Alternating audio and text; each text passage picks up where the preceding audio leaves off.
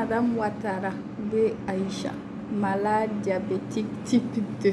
Depuis 2019, je suis malade diabétique type 2, mais depuis 2016, je suis diabétique type 1. Donc ça évolue.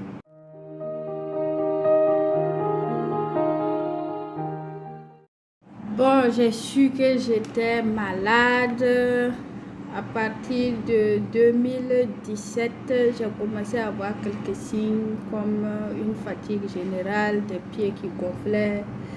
Et après plusieurs examens, on n'arrivait pas à expliquer jusqu'à ce qu'un généraliste m'oriente vers un diabétologue. Et à partir de cet instant, on m'a ciblé diabétique type 1, mais quand on te l'annonce, on se dit non, c'est type 1, bon, c'est encore gérable.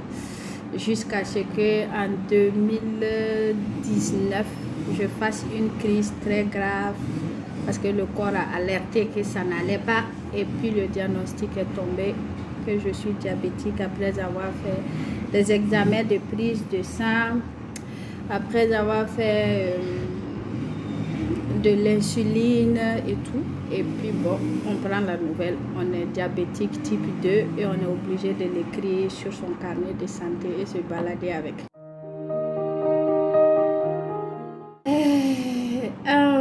Au début c'est difficile pour des gens qui aiment la bonne chair, pour moi qui aimais le sucré, hyper sucré.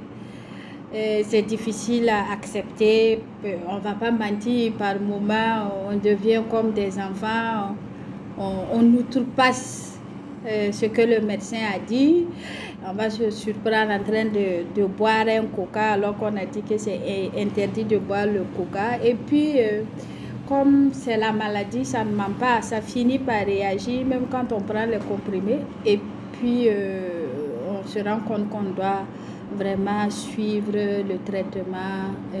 L'hygiène alimentaire est très rigoureuse en ce qui concerne un malade diabétique. Malheureusement, pour beaucoup de malades, c'est un peu difficile à suivre parce que quand on est par exemple dans un pays comme le Burkina Faso, avec une classe moyenne, on interdit par exemple de ne pas manger le riz, de ne pas manger le thon. Même si on veut manger le thon, il faudrait mouiller le maïs 4 jours, enlever l'amidon avant de faire le thon. Le riz, il faudrait qu'on retrouve un riz étuvé. Je ne pense pas que c'est à la portée de tout le monde. C'est vrai que les comprimés du diabète ne coûtent pas extrêmement cher, mais je trouve quand même que il faut avoir aussi les moyens et puis être rigoureux, surtout dans l'hygiène alimentaire. Voilà. Bon, la prise en charge, ça dépend des malades, ça dépend de tout un chacun. Par exemple, si tu as un antécédent de tension, d'hypertension, d'hypotension, ton traitement ne peut pas être le même, par exemple, que le traitement de quelqu'un qui n'a pas toutes ces maladies-là. Et puis, chez moi, dans mon cas particulièrement, c'est les interdits alimentaires. Il y a une longue liste d'aliments qu'il ne faut pas manger. Et d'ailleurs, à ce sujet, j'ai dit au médecin, il dit à cette allure-là, on risque de ne même plus avoir de joie de vivre. Mais comme c'est pour la santé, on est obligé de suivre le régime alimentaire. Il y a des aliments qui sont carrément à proscrire. Par exemple, nous, on avait cru que comme on est diabétique, on peut compenser le sucre par le miel. C'était une grosse erreur. Et dans mon cas précis, le dispositif qui était mis, c'était d'abord prendre la piqûre. Ensuite, je suis passée par des comprimés et le comprimé qu'il y a actuellement, c'est le metmorphine. Et ça dépend des dosages. Il y a des metmorphines de 250, il y a des metmorphines de 500, il y a des metmorphines de 800. Ça dépend du taux de sucre que vous avez. Maintenant, après, il y a des petites maladies qui vont venir s'associer parce qu'on est soit trop gros où on est en surpoids, le médecin va par exemple trouver que il faudrait associer tel médicament. Mais il faut que je souligne qu'à chaque fois qu'on part chez le médecin, la question du poids a toujours été un problème. Un diabétique qui est gros est plus prédisposé à plus d'autres maladies. Donc, le médecin va vous demander de faire beaucoup de sport. Si, par exemple, on est assez vieux ou un peu vieux comme nous autres nous paraissons, c'est de faire de la marche. Très souvent, quand on va en consultation, il exige qu'on fasse au moins la marche. 30 minutes de marche. Et puis, pour ceux qui sont dans le bureau, la position statique, c'est conseillé de se lever chaque 2 heures pour faire une petite marche pour revenir. Sinon, après, on a les pieds qui enflent.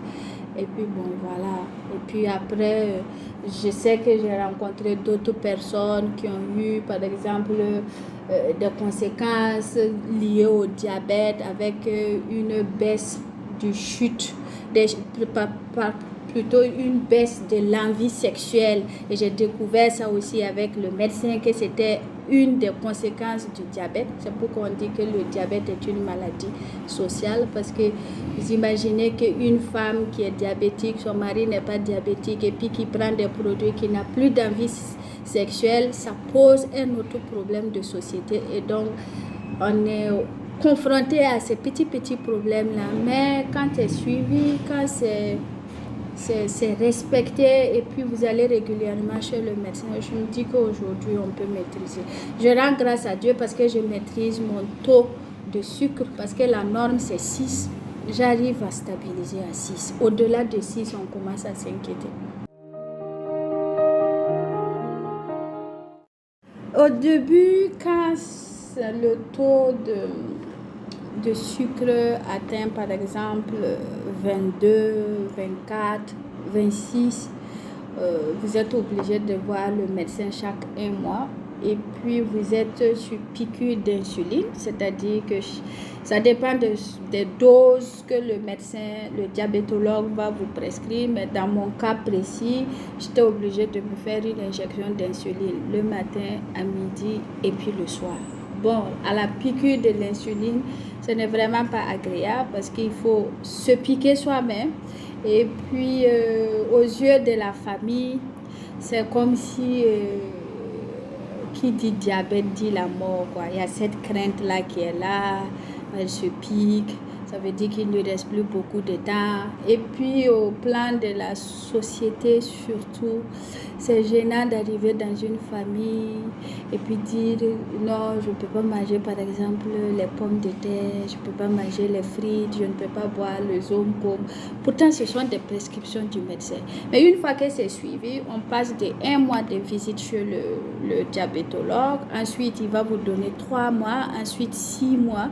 Et puis, bon, la fréquence est chaque 6 mois, au moins 2 fois par an. Quand vous avez une hygiène alimentaire correcte, vous suivez le traitement prescrit correctement, c'est-à-dire vous avalez vos comprimés. Normalement, l'organisme et le taux de sucre se stabilisent et vous n'avez pas besoin d'aller fréquemment le voir. Maintenant, après, dans certains cas, chez certains diabétiques, il y a eu des complications, il y a eu des plaies qui ne sont pas guérissables.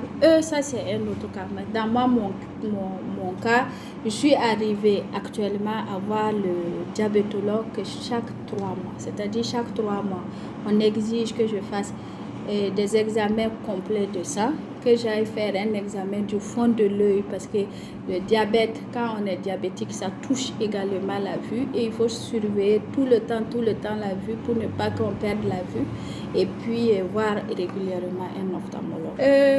Au début, il faudrait dire qu'au début, il n'y avait pas peut-être beaucoup de diabétologues parce que c'était une maladie un peu isolée et puis ils étaient quelques spécialistes. Mais j'avoue que de nos jours, bon, pas dans le service public, peut-être parce que moi je consulte en clinique. Et en clinique, il y a des jours où le diabétologue est présent et il a toujours été présent, il a toujours respecté les rendez-vous prévus. Maintenant, en ce qui concerne le service public dans les CSPS, dans les CMA, je me dis que ça doit être peut-être la croix et la bannière parce que on sait que les spécialistes de la médecine préfèrent exercer par exemple dans les cliniques parce qu'il y a beaucoup mieux de revenus. Mais moi, pour ce qui me concerne, j'ai toujours été reçue par mon diabétologue. Il a toujours été accessible. Il n'a jamais eu de problème avec lui et il a laissé toujours son numéro au cas où il y a des complications, au cas où il y a des problèmes. Il a toujours été ouvert. Donc, sur ce plan, pas de difficultés particulières pour les rendez-vous.